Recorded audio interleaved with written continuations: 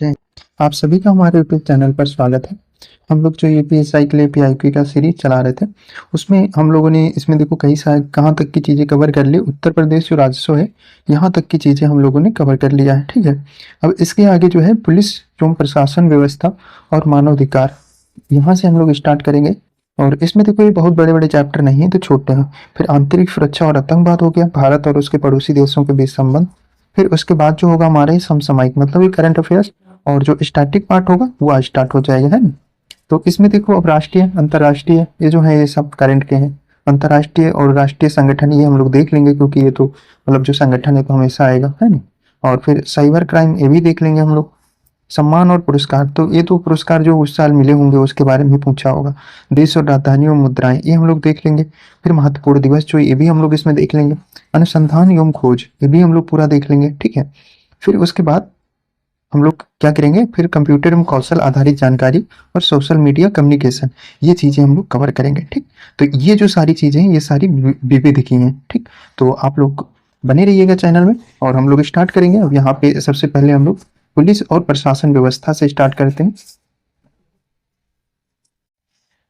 Police एवं प्रशासन व्यवस्था से जो क्वेश्चन है वो हम लोग स्टार्ट करेंगे। तो पहला क्वेश्चन हमारा इससे क्या पूछा है, प्रशासनिक सुविधा के लिए उत्तर प्रदेश में कितने मंडल है हमें बताना है। तो इसमें जो है आपके 18 मंडल है उत्तर प्रदेश में टोटल, ठीक। अब इसके व्याख्या में क्या है, प्रशासनिक सुविधा के लिए उत्तर प्रदेश में 18 मंडल हैं, जिसमें 75 जिलों में विभाजित किया गया है। उत्तर प्रदेश में ब्लॉकों की संख्या जो है 825 है। पंचायतों की संख्या जो है 62,073 हो जाएगी। और जिलों को जिला मजिस्ट्रेट द्वारा व डिवीजनों को डिवीजन कमिश्नर द्वारा प्रशासित किया जाता है, ठीक है।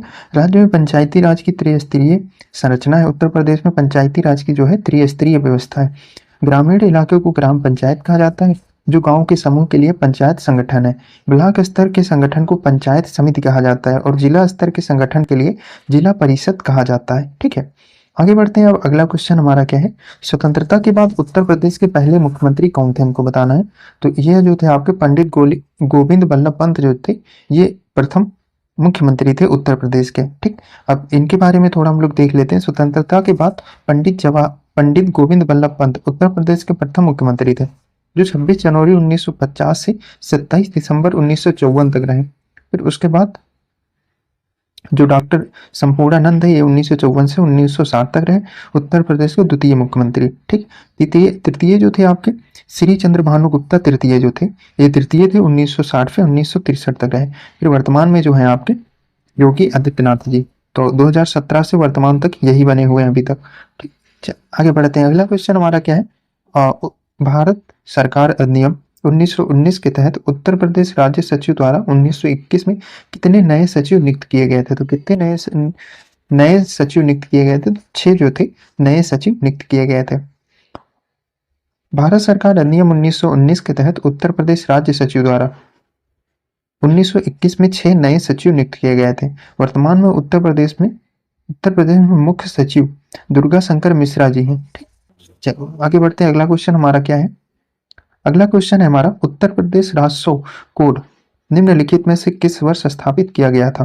तो जो राजस्व कोड है इसकी स्थापना 2006 में की गई थी।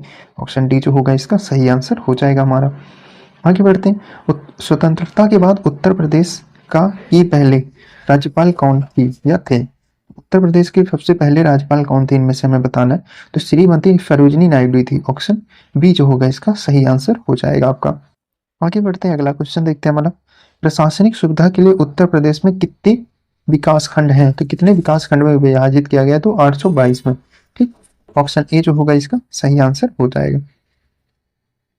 और अब क्या है देखो प्रश्न इसमें देखो व्याख्या में क्या है, प्रश्न काल के दौरान उत्तर प्रदेश में कुल 822 विकास खंड थे, परंतु वर्तमान में इसकी संख्या जो है 825 हो गई है, बढ़कर पहले जो 22 थी और वर्तमान में 825 हो गई है।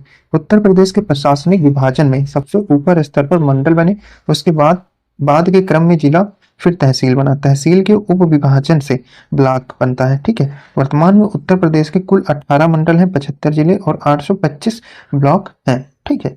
चलिए आगे बढ़ते हैं। कानूनी सुक्ति नेसेसिटस पब्लिका मेजर एक्ट एस्ट काम प्राइवेटा का अर्थ क्या है हमको बताना है, तो इसका अर्थ क्या होता है, तो इसका जो अर्थ हो जाएगा सार्वजनिक आवश्यकता निजी आवश्यकता से अधिक महत्वपूर्ण है। ऑप्शन सी जो होगा इसका राइट आंसर हो जाएगा आपका। आगे बढ़ते हैं, पुलिस द्वारा तैयार किए जाने वाले लिखित दस्तावेज अर्थात एफआईआर का पूर्ण रूप क्या है, तो इसका पूर्ण रूप हमें बताना है, तो फर्स्ट इंफॉर्मेशन रिपोर्ट जो होता है इसका पूर्ण रूप हो जाएगा। ऑप्शन डी जो होगा राइट आंसर हो जाएगा क्वेश्चन का।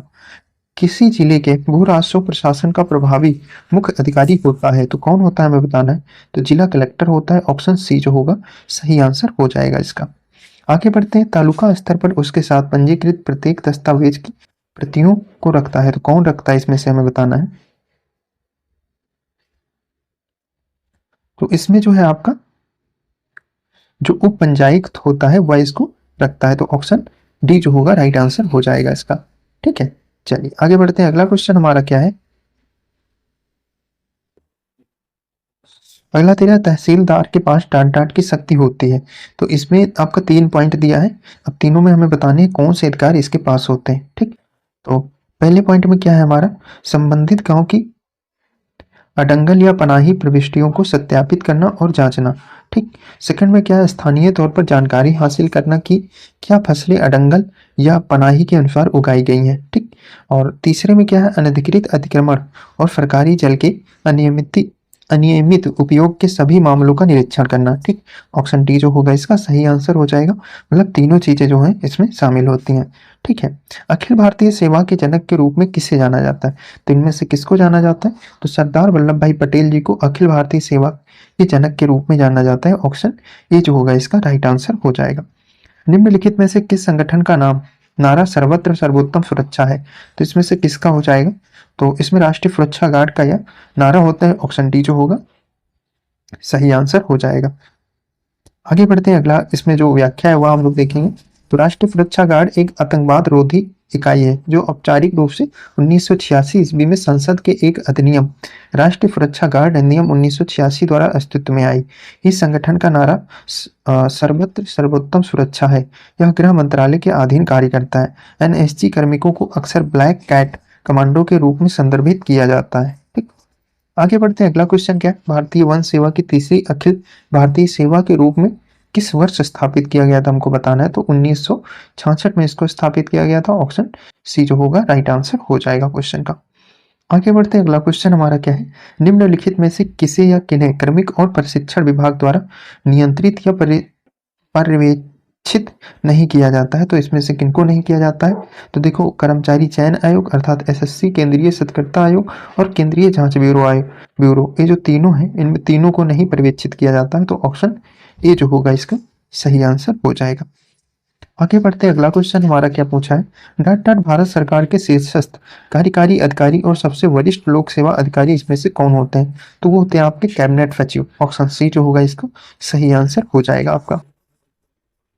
आगे बढ़ते हैं, अगला क्वेश्चन क्या है हमारा, निम्नलिखित को उच्चतम से निम्नतम पद के क्रम में लगाना है। ठीक, तो इनमें से कौन से अधिकारी हैं जो उच्चतम से निम्नतम क्रम में बैठ रहे हैं। ठीक, तो देखो सबसे पहले कैबिनेट सचिव आते हैं। ठीक, फिर उसके बाद प्रमुख सचिव आ जाएंगे, फिर आपका जो आएगा संभागीय आयुक्त आएगा और फिर कलेक्टर आएगा। तो अर्थात एक डी एडी 2 में दिया, तो आप यहाँ से इन दोनों को काट सकते हैं। एडी हो गया, फिर उसके बाद संभागीय आयुक्त आता है अर्थात सी हो गया, तो हमारा ऑप्शन डी जो होगा राइट आंसर हो जाएगा इसका। आगे बढ़ते हैं, भारतीय वायुसेना का वह एकमात्र अधिकारी कौन है जिसे फील्ड मार्शल की पदवी के बराबर 5 सितारा श्रेणी पर पदोन्नत किया गया, तो किनको किया गया हमें बताना है, तो अर्जुन सिंह को किया गया। ऑप्शन बी जो होगा इसका राइट आंसर हो जाएगा आपका। आगे बढ़ते हैं, अगला क्वेश्चन हमारा क्या है, निम्नलिखित को शीर्ष से तल तक उनके पदानुक्रम के अनुसार लिखें, तो उनके पदानुक्रम के अनुसार क्या हो जाएगा, तो देखिए पुलिस उप महानिरीक्षक, फिर उसके बाद पुलिस अधीक्षक आएगा। ठीक है, फिर उसके बाद अपर पुलिस अधीक्षक आएगा, फिर उसके बाद पुलिस उपाध्यक्ष, तो अर्थात DCBA आएगा। ऑप्शन बी जो होगा इसका राइट आंसर हो जाएगा।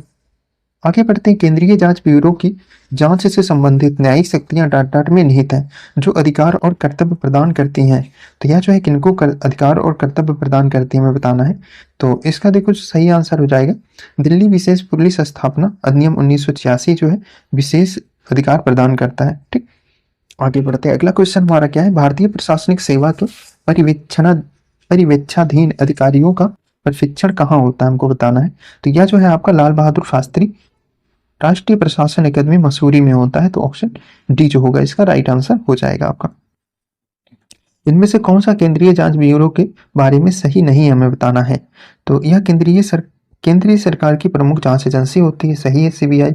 इसमें 3 विभाग होते हैं, भ्रष्टाचार विरोधी विभाग, विशेष अपराध विभाग और आर्थिक अपराध विभाग। तो ये भी सही है, 3 विभाग होते हैं। यह सर्वोच्च न्यायालय के मार्गदर्शक के तहत एक स्वायत्त निकाय के रूप में नियुक्त किया गया है। तो यह जो है सर्वोच्च न्यायालय के परामर्श या मार्गदर्शक के तहत यह निर्माण नहीं किया गया है, यह एक संवैधानिक निकाय है। ठीक है, तो ऑप्शन सी जो होगा इसका सही आंसर हो जाएगा।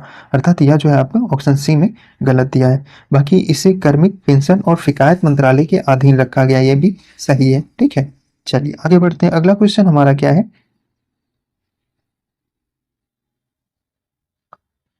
भारत की अग्रणी तहकीकात संबंधी पुलिस संस्था कौन सी है।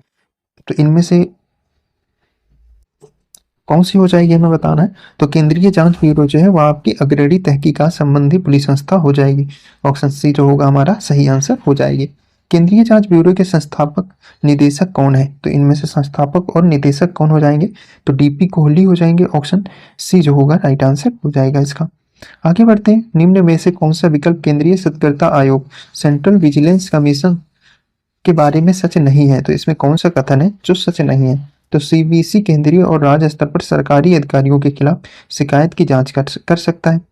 और सेकंड में क्या है, केंद्रीय सतर्कता आयुक्त उच्च स्तरीय सरकारी अधिकारियों के खिलाफ शिकायतों की जांच कर सकता है। सही है। समूह ए के ऊपर के सभी अधिकारी इसके क्षेत्राधिकार में आते हैं, ये भी सही है। और आगे क्या है, आरबीआई, नाबार्ड और एलआईसी जैसे संगठनों के वरिष्ठ अधिकारी इसके क्षेत्राधिकार में आते हैं, ये भी सही हो जाएगा। लेकिन जो ए है आपका, ए में गलत दिया हुआ है। ठीक है, अब इसकी व्याख्या देख लें हम लोग। भारत का केंद्रीय सतर्कता आयोग अर्थात सीबीसी भारत सरकार के विभिन्न विभागों के अधिकारियों कर्मचारियों से संबंधित भ्रष्टाचार नियंत्रण को सर्वोच्च संस्थान है। इस आयोग के गठन की सिफारिश संतानम समिति 1962 से 1964 द्वारा की गई थी, जिसे भ्रष्टाचार रोकने से संबंधित सुझाव देने के लिए गठित किया गया था। यह संवैधानिक दर्जा प्राप्त एक बहुसदस्यीय संस्था है। आगे क्या है हमारा, केंद्रीय सतर्कता आयोग किसी भी कार्यकारी अधिकारी के नियंत्रण से मुक्त होता है तथा केंद्रीय सरकार के अंतर्गत सभी सतर्कता गतिविधियों की निगरानी करता है। यह केंद्र सरकार संगठनों में विभिन्न प्राधिकारियों को उनके सतर्कता कार्यों की योजना बनाने, निष्पादन करने, समीक्षा तथा सुधार करने की सलाह देता है। वर्तमान में केंद्रीय सतर्कता आयुक्त श्री सुरेश एन पटेल हो जाएंगे। आगे बढ़ते हैं। अगला क्वेश्चन हमारा क्या है, नौकरशाही प्रणाली के अंतर्गत काम करने वाले लोगों की अभियुक्तियां, उक्तियां या सिफारिशें जो फाइलों में लिखी होती है और जिनकी वजह से सरकारी गतिविधियां सक्रिय होती हैं, उन्हें क्या कहा जाता है हमको बताना है। तो उन्हें जो है हम लोग क्या कहेंगे, तो ज्ञापन कहेंगे।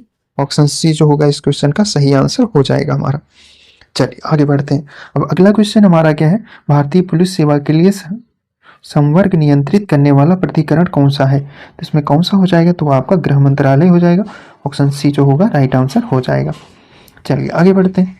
छावनियां वे क्षेत्र हैं जिनमें सैन्य और नागरिक आबादी दोनों शामिल है। छावनी बोर्ड डैश के नियंत्रण के तहत भारत में नागरिक प्रशासन निकायों में से एक है। तो कौन हो जाएगी हमें बताना है, तो रक्षा मंत्रालय हो जाएगी। तो ऑप्शन ए जो होगा इसका राइट आंसर हो जाएगा हमारा।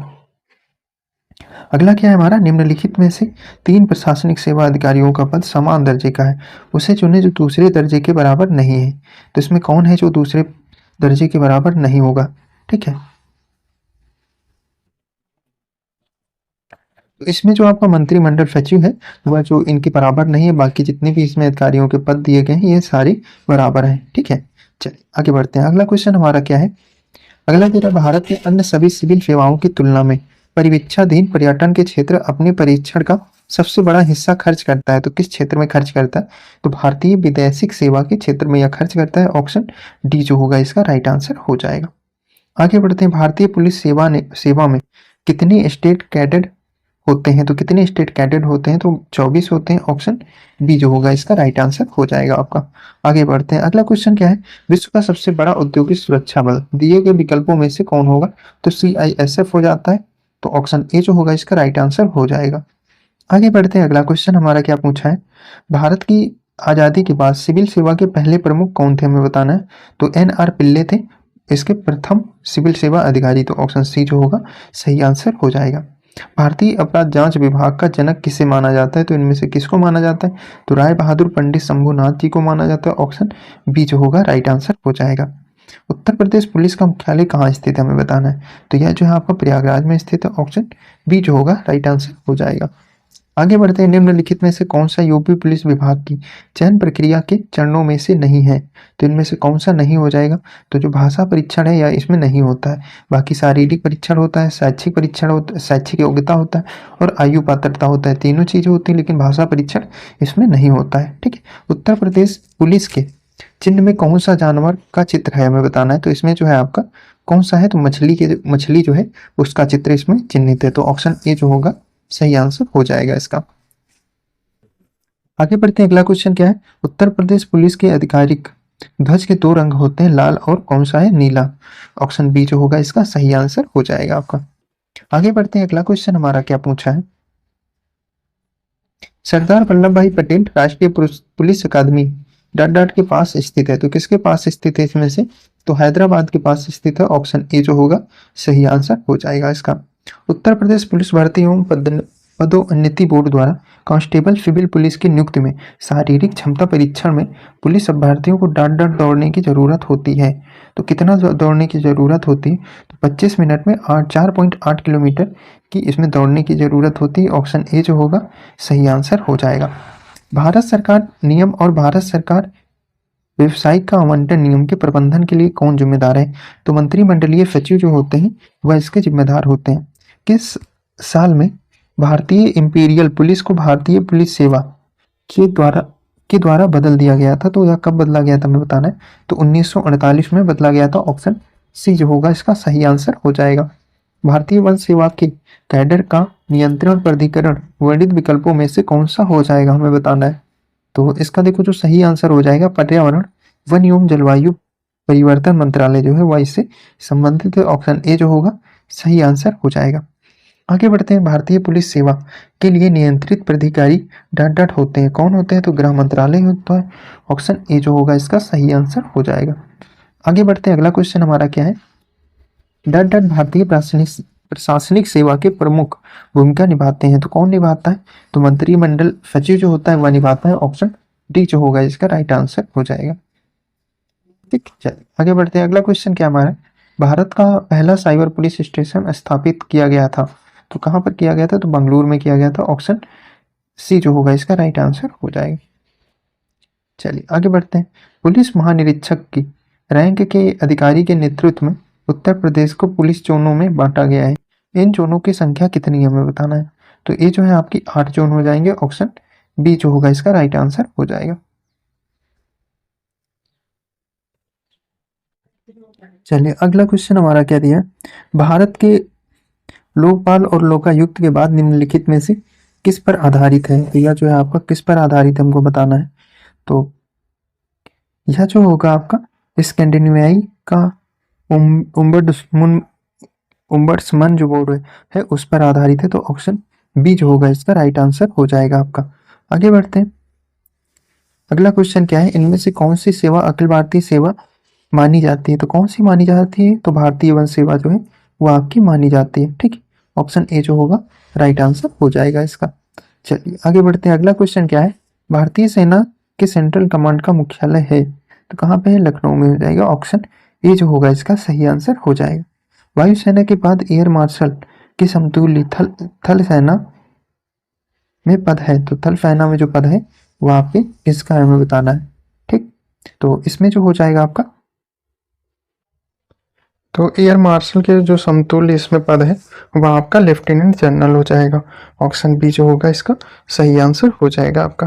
ठीक, अब एक इधर हम लोग पूरे जो अधिकारी हैं वह हम लोग देख लेते हैं, तो थल सेना में जो सबसे सीनियर अधिकारी होते हैं वो आपके जनरल होते हैं, फिर उनसे जो छोटे होते हैं जनरल लेफ्टिनेंट होते हैं, लेफ्टिनेंट जनरल होते हैं, फिर उनसे जो छोटे होते हैं वो आपका मेजर जनरल होते हैं। ठीक, फिर आपके ब्रिगेडियर होते हैं, फिर आपके कर्नल होते हैं, फिर आपके लेफ्टिनेंट कर्नल होते हैं, फिर आपके मेजर, कैप्टन, फिर लेफ्टिनेंट, ये जो है सारे बढ़ते क्रम में अधिकारियों की रैंक हो जाएगी। ठीक, फिर इधर क्या है, इधर एयर चीफ मार्शल सबसे बड़े होते हैं, फिर उसके बाद air marshal, air vice marshal, air commodore होते हैं, फिर ग्रुप कैप्टन होते हैं, विंग कमांडर होते हैं, फिर स्क्वाड्रन लीडर होते हैं, फ्लाइट लेफ्टिनेंट होते हैं और फ्लाइंग ऑफिसर होते हैं। ठीक, फिर उसके बाद नौसेना के जो अधिकारी होते हैं उसमें जो सबसे ऊपर होते हैं वो आपके एडमिरल होते हैं, फिर उससे जो नीचे होते हैं वो आपके वाइस एडमिरल होते हैं, फिर उससे जो नीचे होते हैं वो आपके रियर एडमिरल होते हैं, फिर कोमोडोर होते हैं, फिर आपके कैप्टन होते हैं, उससे नीचे कमांडर होते हैं, लेफ्टिनेंट कमांडर होते हैं, लेफ्टिनेंट होते हैं और सब लेफ्टिनेंट होते हैं। ये आपकी नौसेना के कर्मचारियों के अधिकारी का घटते क्रम का हो जाएगा। ठीक, चलिए आगे बढ़ते हैं। अब अगला क्वेश्चन क्या हमारा, उत्तर प्रदेश में पुलिस उपाध्यक्ष की भर्ती हेतु परीक्षा व साक्षात्कार निम्न में से किसके द्वारा किया जाता है? तो उत्तर प्रदेश लोक सेवा आयोग के द्वारा किया जाता है। ऑप्शन बी जो होगा इसका सही आंसर हो जाएगा आपका। आगे बढ़ते हैं। उत्तर प्रदेश रेलवे पुलिस में कुल कितने अनुभाग है हमको बताना है, तो इसमें जो है आपके 6 अनुभाग हो जाएंगे। ऑप्शन ए जो होगा इसका सही आंसर हो जाएगा आपका।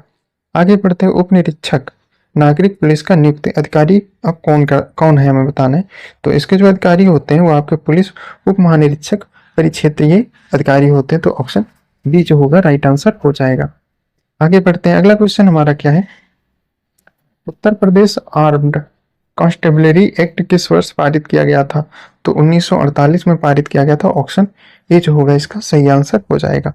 इस act Uttar Pradesh armed constabulary act 1948 में पारित किया गया था। वर्ष 1948 में उत्तर प्रदेश सैन्य पुलिस और उत्तर प्रदेश राज्य प्रशासन पुलिस को मिलाकर प्रादेशिक आर्म्ड कॉन्स्टेबलरी बना था। ठीक है, आगे बढ़ते हैं। जीडी तथा सीडी के प्रत्येक पृष्ठ पर कितने कार्यालय की मुहर लगी होती है? तो यह जो है आपके पुलिस अधीक्षक का मुहर लगी होती है। ऑप्शन ए जो होगा इसका सही आंसर हो जाएगा। आगे बढ़ते हैं। अगला क्वेश्चन हमारा क्या है, सभी रकमों को जो प्राप्त या विकसित की गई हो थानों पर किसी पुलिस पत्र में दर्ज किया जाएगा। तो किस में दर्ज किया जाएगा? तो पुलिस परिपत्र 214 में इसको दर्ज किया जाएगा। ऑप्शन ए जो होगा सही आंसर हो जाएगा इसका। ठीक, चलिए आगे बढ़ते हैं। अगला क्वेश्चन हमारा क्या है, अराजपत्रित श्रेणी के पुलिस कर्मी किसके द्वारा अनुमोदित सामग्रियों, रंगों, बनावट तथा किस्म की वर्दी पहनेंगे हमको बताना है। तो इसमें जो होगा पुलिस महानिदेशक के अनुसार जो रंग बताएंगे उस पर पहनेंगे। तो ऑप्शन ए जो होगा सही आंसर हो जाएगा। आगे बढ़ते हैं। निम्न में से किस राज्य में लोकायुक्त संस्था नहीं है? तो किस में नहीं है? तो इसमें हरियाणा में नहीं है लोकायुक्त की व्यवस्था। ठीक, ऑप्शन बी जो होगा इसका सही आंसर हो जाएगा। अब हम लोग इसमें करीब में हम लोगों ने 60 क्वेश्चन कवर कर लिए हैं। ठीक है, मानव अधिकार आयोग से जो क्वेश्चन पूछे गए हैं वह एक बार हम लोग पूरा देखेंगे और इसमें ज़्यादा नहीं होगा, बट जो इसका वो दिया है व्याख्या ये हम लोग पूरा पढ़ेंगे, क्योंकि देखो मानव अधिकार आयोग मूल विधि का भी सेक्शन में आ जाएगा, कवर हो जाएगा। तो हम लोग जितना पढ़ लेंगे क्या खराब है। मूल इससे भी काफ़ी ठीक ठाक क्वेश्चन पूछा है, करीब में 26-27 क्वेश्चन पूछा है।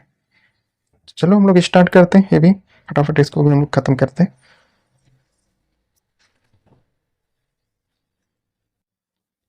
अब आगे हम लोग मानवाधिकार से जो है वो क्वेश्चन देख ले रहे हैं क्या है। तो मानवाधिकार का संयुक्त राष्ट्र आयोग को डाट द्वारा प्रतिस्थापित किया गया था। तो किसके द्वारा इसको प्रतिस्थापित करके यूएन कमीशन मानवाधिकार आयोग संघ राष्ट्र मतलब संयुक्त राष्ट्र संघ को किया गया था। ठीक है, तो क्या बनाया गया था? संयुक्त राष्ट्र मानवाधिकार परिषद बनाया गया। ऑप्शन ए जो होगा इसका सही आंसर हो जाएगा। व्याख्या में क्या है, मानवाधिकार द्वारा संयुक्त राष्ट्र आयोग को संयुक्त राष्ट्र मानवाधिकार परिषद द्वारा प्रस्थापित किया गया था। ठीक है, देखो बिल्कुल थोड़ा सा कॉमन है, मानवाधिकार पर संयुक्त राष्ट्र आयोग को संयुक्त राष्ट्र मानवाधिकार परिषद के रूप में इसको प्रतिस्थापित किया गया था। ठीक है, मानवाधिकार परिषद संयुक्त राष्ट्र प्रणाली के भीतर एक अंतर सरकारी निकाय है जो दुनिया भर में मानवाधिकारों के प्रचार और संरक्षण को मजबूत करने के लिए जिम्मेदार है। इसका गठन वर्ष 2006 में किया गया था तथा मुख्यालय जो है इसका जिनेवा स्विट्जरलैंड में स्थित है। ठीक, अब आगे बढ़ते हैं। अगला हमारा क्या है, राज्य मानवाधिकार आयोग के अध्यक्ष और सदस्यों की नियुक्ति कौन करता है? तो राज्य के राज्यपाल के द्वारा किया जाता है। तो ऑप्शन ए जो होगा हमारा सही आंसर हो जाएगा। अब इसके किसके तहत करते हैं देखते हैं हम लोग। राज्य मानवाधिकार आयोग के अध्यक्ष एवं सदस्यों की नियुक्ति जो है राज्य के राज्यपाल के द्वारा की जाती है। ठीक, और वर्तमान में उत्तर प्रदेश मानवाधिकार आयोग के अध्यक्ष जस्टिस बी के नारायण है। राज्य मानवाधिकार आयोग का कार्यकाल 3 वर्ष या 70 वर्ष 3 वर्ष इनका कार्यकाल या उम्र जो है 70 वर्ष की आयु दोनों हो जाने से पहले हो जाने तक होता है। मतलब 3 वर्ष या इनका कार्यकाल पूरा हो गया हो या इनकी जो उम्र है वो आपकी 70 वर्ष आयु पूरी हो गई हो। ठीक, आगे बढ़ते हैं। अगला क्वेश्चन हमारा क्या है, किस अंतरराष्ट्रीय दस्तावेज को सभी मानव जाति के लिए अंतरराष्ट्रीय मैग्ना कार्टा कहा जाता है? तो यह जो है आपका मानवाधिकार, तो इसमें जो हो जाएगा ना नागरिक और राजनीतिक अधिकारों पर अंतरराष्ट्रीय सम्मेलन, यह जो है आपका मैग्ना कार्टा कहा जाता है। मैग्ना कार्टा, अंतरराष्ट्रीय मैग्ना कार्टा मानवाधिकार का कहा जाता है। नहीं, एक मिनट माफ करना भाई, मैंने गलत बताया, ये नहीं होगा, ऑप्शन सी होगा। अर्थात मानवाधिकारों का सार्वभौमिक घोषणा पत्र जो होगा यह आपका अंतरराष्ट्रीय दस्तावेज के सभी मानव जाति के लिए अंतरराष्ट्रीय मैग्ना कार्टा कहा जाएगा। ठीक, ऑप्शन सी जो होगा सही आंसर हो जाएगा इसका। आगे बढ़ते हैं। अगला क्वेश्चन हमारा क्या है, इनमें से किस अंतरराष्ट्रीय दस्तावेज को कार्यान्वयन मशीनरी के बिना एक गैर बाध्यकारी साधन माना जाता है? तो किसको माना जाता है हमें बताना है। तो इसमें जो है आपका मानव अधिकारों के सार्वभौमिक घोषणा को माना जाता है। ऑप्शन सी जो होगा हमारा सही आंसर हो जाएगा। अब इसमें हमारे एक तो कथन और कारण के रूप में क्वेश्चन पूछा है, तो पहले हम लोग देखते हैं। तो इसमें क्या है, सभी मानव अधिकार सार्वभौमिक, अविभाज्य और अन्योन्यश्रित और परंपरा संबंधित है। ठीक है, रीजनिंग में क्या है, कारण में क्या है, इसमें 1993 में मानव अधिकारों पर विश्व सम्मेलन में इसी पर जोर दिया था। अब हमें बताना इसमें कौन सा सही हो जाएगा। तो इसका देखो जो है आपका दोनों सही है और आर जो है एक ही सही व्याख्या करता है। ऑप्शन डी जो होगा इसका सही आंसर हो जाएगा। मानव अधिकारों की सार्वभौमिक घोषणा 1948 में कितनी अनुच्छेद हैं? तो इसमें कितने अनुच्छेद थे हमको बताना है। तो इसमें जो अनुच्छेद थे 30 थे। ऑप्शन डी जो होगा इसका सही आंसर हो जाएगा आपका। आगे बढ़ते हैं।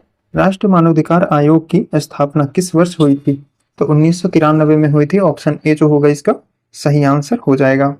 आगे बढ़ते हैं, अगला क्वेश्चन देखते हैं। राष्ट्रीय मानवाधिकार आयोग के अध्यक्ष या किसी भी अन्य सदस्य को हटाने की शक्ति निम्नलिखित में से किसके पास होती है?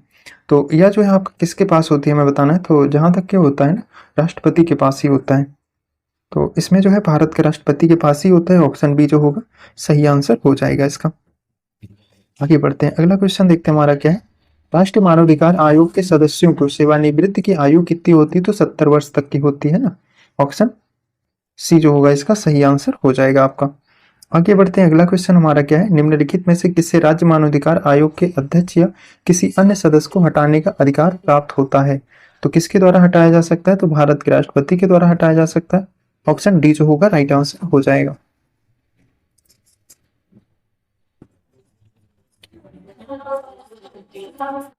चलिए आगे बढ़ते हैं, अगला क्वेश्चन क्या है हमारा। राष्ट्रीय मानवाधिकार आयोग के प्रथम अध्यक्ष कौन है? तो इनमें से प्रथम अध्यक्ष कौन हो जाएंगे हमें बताना है। तो न्यायमूर्ति रंगनाथ मिश्रा जो है वह प्रथम अध्यक्ष हो जाएंगे। तो ऑप्शन बी जो होगा सही आंसर हो जाएगा। मानवाधिकार दिवस 2020 का विषय क्या था हमको बताना है। तो बेहतर पुनर्प्राप्ति मानव अधिकारों के लिए खड़े हो जाओ। ऑप्शन सी जो होगा इसका राइट आंसर हो जाएगा। आगे बढ़ते हैं।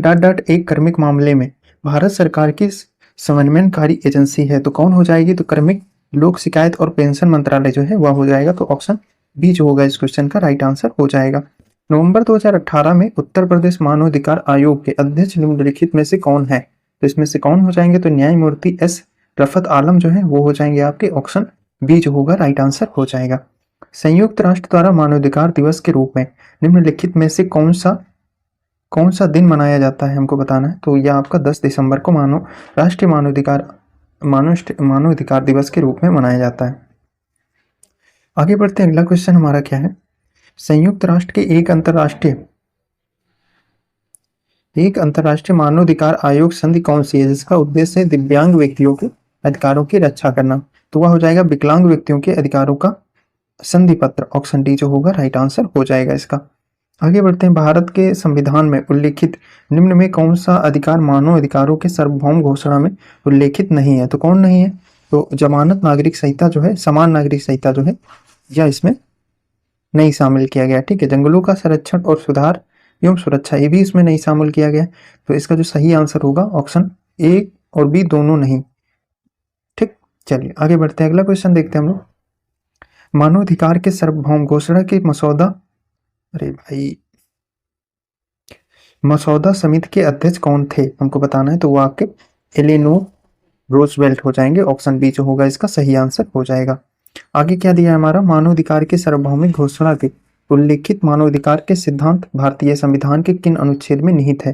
तो यह किन संविधान में किन अनुच्छेदों में निहित किया गया है।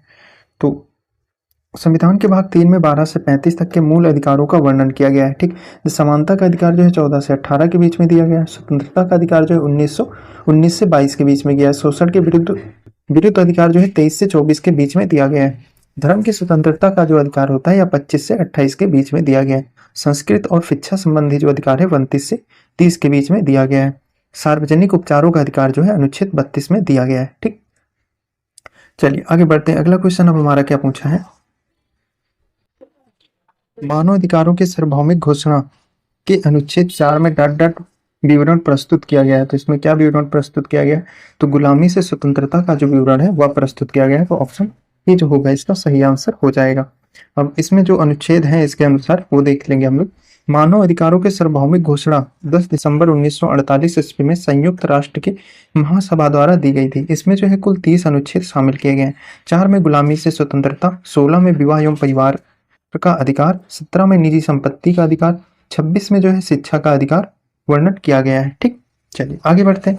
राष्ट्रीय मानवाधिकार आयोग भारत में कब स्थापित हुआ था। तो यह कब स्थापित किया गया था, तो 1993 में किया गया था। ऑप्शन सी जो होगा इसका राइट आंसर हो जाएगा। वैश्विक स्तर पर मानव अधिकारों की घोषणा का वैधानिक स्वरूप है। तो इसका जो वैधानिक स्वरूप है क्या है, संयुक्त राष्ट्र सभा का सामान्य प्रस्ताव जो है वह हो जाएगा ऑप्शन ए। आगे बढ़ते हैं। राज्य मानवाधिकार आयोग का अध्यक्ष होता है। तो राज्य जो मानवाधिकार आयोग का अध्यक्ष कौन होता है बताना है। तो इसमें जो होता है आपका उच्च न्यायालय एवं सेवानिवृत्त मुख्य न्यायाधीश जो होता है इसका अध्यक्ष हो जाएगा। ऑप्शन सी जो होगा हमारा राइट आंसर हो जाएगा। मानवाधिकारों का प्रथम सम्मेलन किस देश में आयोजित किया गया था। तो कहां पर हुआ था, तो तेहरान में हुआ था। ऑप्शन बी जो होगा राइट आंसर हो जाएगा। राष्ट्रीय मानवाधिकार आयोग का अध्यक्ष कौन होता है, हमें बताना है। तो उच्च न्यायालय के पूर्व मुख्य न्यायाधीश होते हैं। ऑप्शन ए जो होगा सही आंसर हो जाएगा। थाने में मानवाधिकार संरक्षण के लिए आप किस प्रकार का कार्य करेंगे हमको बताना है। तो इसमें जो है आपका उच्चतम न्यायालय के निर्णय डी.के. वासु बनाम पश्चिम बंगाल के निर्देश का पालन करेंगे और यदि मानवाधिकार की टीम आई तो उसका पूरा सहयोग करेंगे। ठीक, तो इसका देखो जो सही आंसर हो जाएगा ऑप्शन सी हो जाएगा। सॉरी माफ करना, ऑप्शन सी नहीं होगा भाई, ऑप्शन ए होगा। अर्थात उच्च न्यायालय के निर्णय डी.के. वासु बनाम पश्चिम बंगाल के निर्देश का पालन करेंगे। ऑप्शन ए जो होगा इसका सही आंसर हो जाएगा आपका। आगे बढ़ते हैं। अब हम लोग आंतरिक सुरक्षा एवं आतंकवाद का जो चैप्टर है वो देखेंगे। इसमें क्या पूछा है, तो डॉट डॉट की स्थापना भारत के आतंकवाद रोधी क्षमताओं को समर्थन करने के लिए की गई थी। तो इसमें से कौन सी की गई थी हमको बताना है। तो नेशनल इंटेलिजेंस ग्रिड अर्थात राष्ट्रीय खुफिया ग्रिड जो है उसकी स्थापना की गई थी। तो ऑप्शन बी जो होगा इसका राइट आंसर हो जाएगा हमारा। शब्द प्रतिभूतिकरण किस विचारधारा से संबंधित है। तो यह जो है किससे संबंधित हमको बताना है। तो कोपेनहेगन विचारधारा से संबंधित है। ऑप्शन ए जो होगा इस क्वेश्चन का सही आंसर हो जाएगा हमारा। आगे बढ़ते हैं। अगला क्वेश्चन हमारा क्या है, निम्नलिखित में से किस संगठन ने सामान्य डेटा संरक्षण विनिमय का मसौदा तैयार किया था। तो किसने तैयार किया था, तो यूरोपीय संघ ने तैयार किया था। ऑप्शन बी जो होगा इसका सही आंसर हो जाएगा। आगे बढ़ते हैं। डॉट डॉट एक संस्था है जो खुफिया ब्यूरो अनुसंधान एवं विशेषण स्कंध अर्थात सेना, नौ एवं हवाई सूचना के निर्देशालयों से प्राप्त खुफिया जानकारी का विश्लेषण करती है। तो कौन करती है हमें बताना है। तो संयुक्त सूचना समिति करती है। ऑप्शन सी जो होगा इसका राइट आंसर हो जाएगा। आगे बढ़ते हैं। अगला क्वेश्चन हमारा क्या है, केंद्रीय रिजर्व पुलिस बल का मुख्यालय निम्नलिखित में से किस शहर में स्थित है। तो यह किस में स्थित है, तो यह नई दिल्ली में स्थित है। ऑप्शन सी जो होगा इसका सही आंसर हो जाएगा। आगे बढ़ते हैं। अगला क्वेश्चन हमारा क्या है, निम्नलिखित में से कौन सा बल लद्दाख में काराकोरम दर्रे से अरुणाचल प्रदेश के जछेपला तक भारतीय सीमाओं की रक्षा करता है। तो कौन करता है इसमें, तो इंडो तिब्बत सीमा पुलिस बल जो है वह इसकी रक्षा करती है। तो ऑप्शन ए जो होगा सही आंसर हो जाएगा। डैश नाम भारत के परमाणु कार्यक्रम को दिया गया था जिसमें भारत के पोखरण में 15 किलोटन प्लूटोनियम उपकरण का विस्फोट किया और परमाणु क्लब का सदस्य बना। तो यह जो है आपका ऑपरेशन स्माइलिंग बुद्धा जो था उसके तहत किया गया था। तो ऑप्शन सी जो होगा राइट आंसर हो जाएगा।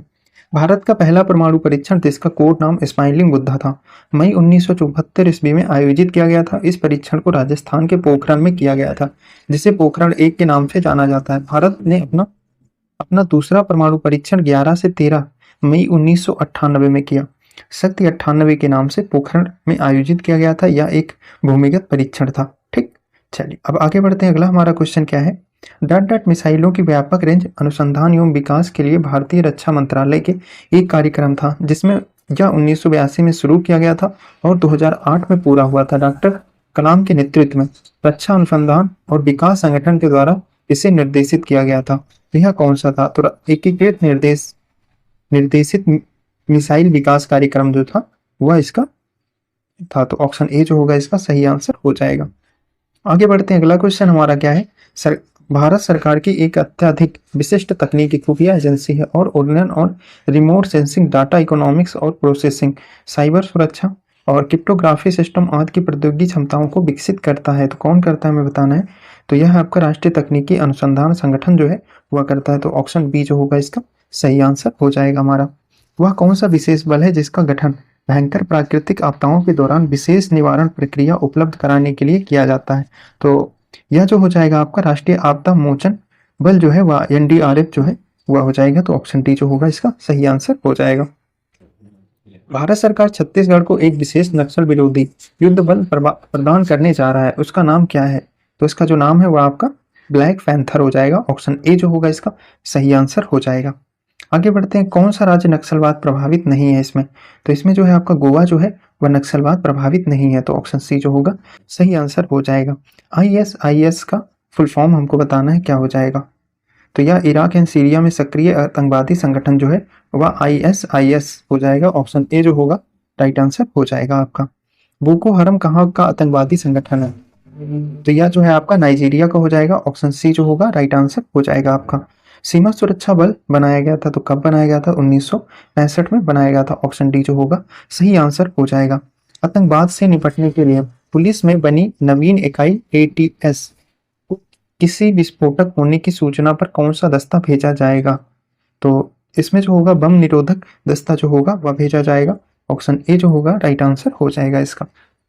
आगे बढ़ते हैं। अगला क्वेश्चन हमारा क्या है, 11 सितंबर 2001 को अमेरिका में कितने हवाई जहाजों का अपहरण किया गया। अमेरिका में कितने हवाई जहाजों का अपहरण किया गया पूछ रहा है। तो 4 हवाई जहाजों का अपहरण किया गया। ऑप्शन ए जो होगा राइट आंसर हो जाएगा। आतंकवाद पर रोक लगाने के लिए किस कानून को लागू करने का प्रस्ताव चल रहा है। तो पोर्टो जो है उसको लागू करने की बात चल रही है। तो ऑप्शन बी जो होगा इसका सही आंसर हो जाएगा। भारतीय सेना कितनी कमान में विभाजित किया गया है। तो यह जो है आपके 7 कमान में विभाजित है। ऑप्शन डी जो होगा इसका सही आंसर हो जाएगा। जैसे आपका उत्तरी कमान, दक्षिणी कमान, पूर्वी कमान, पश्चिमी कमान, मध्य कमान, दक्षिण पश्चिमी कमान और प्रशिक्षण कमान में विभक्त किया गया है। ठीक, कारगिल समस्याओं में बैठाई गई जांच समिति थी, तो कौन सी जांच समिति थी, तो के सुब्रमण्यम समिति जो थी वह हो जाएगी आपकी। ऑप्शन डी जो होगा राइट आंसर हो जाएगा इसका। अब हम लोग इसके आगे का जो होगा भारत और उसके पड़ोसी देशों के बीच जो संबंध है वो देखेंगे। फिर इसके बाद हमारा जो है वो आपका समसामयिकी का पार्ट स्टार्ट हो जाएगा, है ना। तो सीमा शास्त्री समझौता कब हस्ताक्षर किया गया था। तो सीमा शास्त्री समझौता जो था यह आपका 1964 में हस्ताक्षर किया गया था। ठीक है, ऑप्शन ए जो होगा इसका सही आंसर हो जाएगा। यह जो है आपका सीमा शास्त्री समझौता श्रीलंका के प्रधानमंत्री श्री मावो भंडार नाइके और प्रधानमंत्री लाल बहादुर शास्त्री के बीच एक समझौता था। यह सिलोन अर्थात श्रीलंका में भारतीय मूल के लोगों की स्थिति और भविष्य को निर्धारण हेतु एक महत्वपूर्ण समझौता था। ठीक है, भारत ने डैश के साथ S-400 सौदा किया है। तो किसके साथ किया है, तो रूस के साथ किया है। ऑप्शन ए जो होगा इसका हमारा सही आंसर हो जाएगा। आगे बढ़ते हैं। अगला क्वेश्चन हमारा क्या है, 1971 में भारत पाकिस्तान युद्ध के दौरान पाकिस्तानी बंदरगाह कराची पर भारतीय नौसेना द्वारा शुरू किए गए 2 आक्रामक ऑपरेशन कौन से थे हमको बताना है। तो ऑपरेशन ट्राइडेंट और ऑपरेशन पाइथन था। ऑप्शन ए जो होगा इसका सही आंसर हो जाएगा हमारा। पहला सार्क व्यापार मेला निम्नलिखित में से किस शहर में आयोजित किया गया था हमको बताना है। तो यह जो है आपका नई दिल्ली में आयोजित किया गया था। ऑप्शन ए जो होगा हमारा राइट आंसर हो जाएगा। ठीक, चलिए आगे बढ़ते हैं। अगला हमारा क्वेश्चन क्या पूछा है, कौन सी रेखा भारत और पाकिस्तान के बीच की सीमा तय करती है। तो कौन रेखा है, वो आपका रेड क्लिफ रेखा हो जाएगा। ऑप्शन बी जो होगा सही आंसर हो जाएगा हमारा। जैसे भारत तथा चीन के मध्य जो है वो आपका मैकमोहन रेखा होती है, ठीक है। भारत तथा पाकिस्तान के मध्य जो है वो आपका रेड क्लिफ रेखा होती है, और पाकिस्तान तथा अफगानिस्तान के मध्य जो है वो आपका डुरंड रेखा हो जाएगी। जर्मनी और फ्रांस के मध्य जो है वो आपका मैगी नॉट रेखा हो जाएगी। यूएसए और कनाडा के जो मध्य है वो आपकी 39वीं समांतर रेखा हो जाएगी, ठीक। चलिए अब आगे बढ़ते हैं। निम्नलिखित में से कौन सा कथन सही है हमको बताना है, ठीक। तो 1975 में आपातकाल के समय इंदिरा गांधी भारत की प्रधानमंत्री थी। ऑप्शन बी जो होगा सही आंसर हो जाएगा। आपातकाल के समय भारत के राष्ट्रपति कौन थे हमको बताना है। तो फखरुद्दीन अली अहमद थे उस समय भारत के राष्ट्रपति। ऑप्शन डी जो होगा इसका राइट आंसर हो जाएगा। आगे बढ़ते हैं। भारत के पूर्व की ओर देखो नीति कब आरंभ हुई थी। तो पूर्व की ओर देखा लुक ईस्ट नीति जो है यह कब प्रारंभ की गई थी हमको बताना है। तो 90 के दशक में प्रारंभ की गई थी। ऑप्शन ए जो होगा इसका सही आंसर हो जाएगा हमारा।